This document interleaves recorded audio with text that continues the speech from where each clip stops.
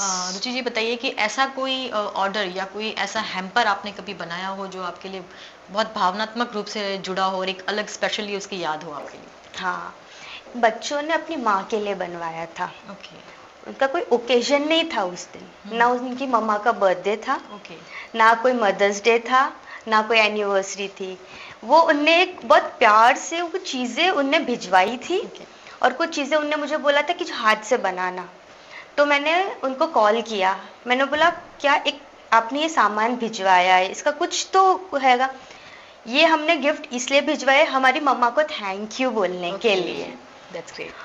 वो जो चीज़ें थी अंदर और वो जो बनाया वो प्यार से, वो बहुत इमोशनली बहुत कनेक्टेड था वो चीज़। That was very good.